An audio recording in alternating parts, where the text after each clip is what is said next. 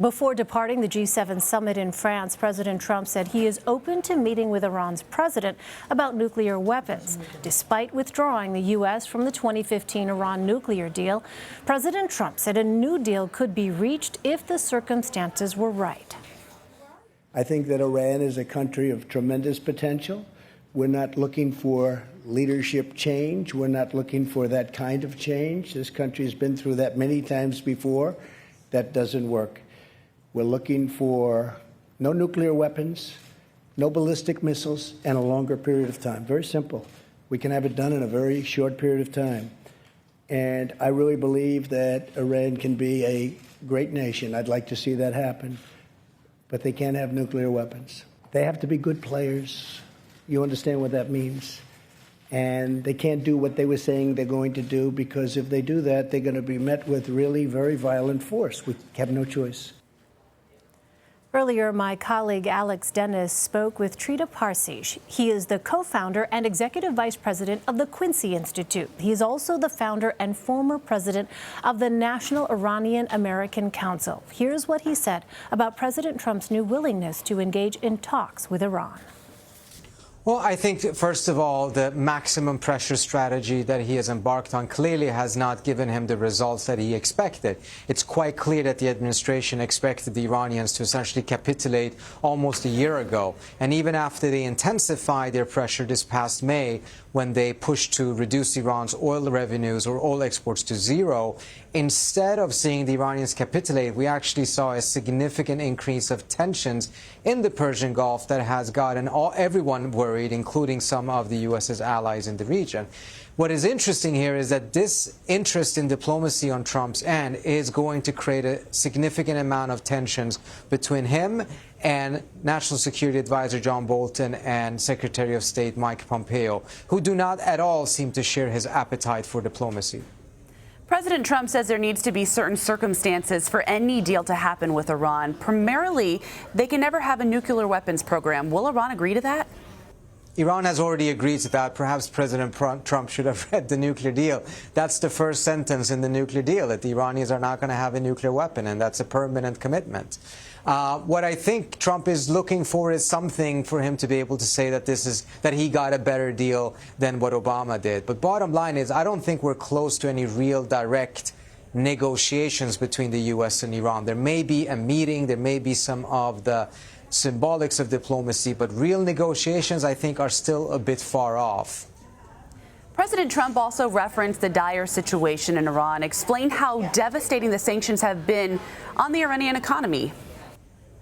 It's been, the sanctions have been quite terrible to the Iranian economy. People are really suffering, particularly the fact that the sanctions are hitting all of the banking system means that even things that are not formally sanctioned, such as medicine, nevertheless are de facto sanctioned because you cannot pay for them. And if you can't pay for them, they are sanctioned.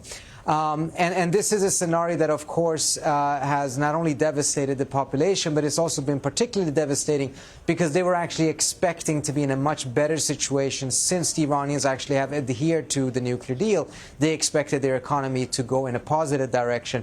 Instead, it has gone in a negative direction. Having said that, it's also clear that even though they're suffering, they're not breaking. So this is not a scenario in which, the Iranians are close to capitulating. If there ends up being direct negotiations, it's still going to be very, very tough negotiations. And French President Emmanuel Macron made a bold move by inviting Iranian Foreign Minister Mohammad Javad Zarif to the G7 summit. It was unexpected for some. How crucial of a role will France play in kind of brokering any potential deal or meetings that you mentioned?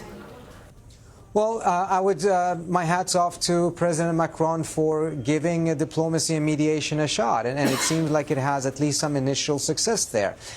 This has been a very tense situation. Many countries that definitely wanted to see this resolved were still hesitant to try to step into the middle and mediate because the prospects of success are not that great, and you can actually end up not making the situation worse, but actually burning yourself a little bit. But Macron showed some leadership here, and hopefully it will lead to not only a reduction in tension, but a sustainable reduction in tension.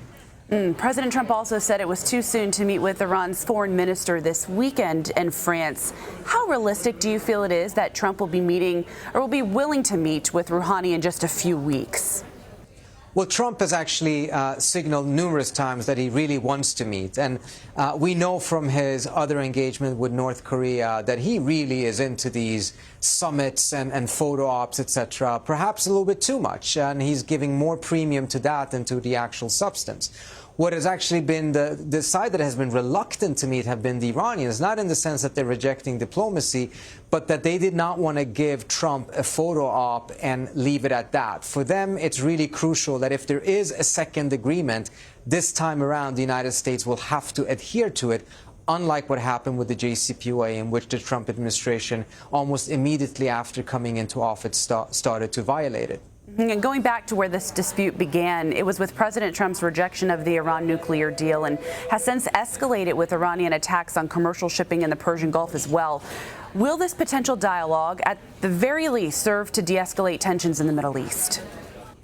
I think dialogue is crucial and de-escalation is crucial, and dialogue is the path to de-escalation. However, it is critical that this is not just a temporary, superficial de-escalation. In order for it to be sustainable, we have to get to the root of the matter. And much of the root of the matter is that the Trump administration have rejected a nuclear deal that is embodied in the UN Security Council, that is a multilateral deal that the Europeans, the Russians, the Chinese, the Germans all signed on to, including the Iranians. So it's not just about making sure that tensions are reduced temporarily for now. In order for this to be resolved, we actually need to get a real solution. And that's going to require a tremendous amount of patience and a tremendous amount of dedicated diplomacy. All right, Trita Parsi, thank you for joining us. Thank you for having me.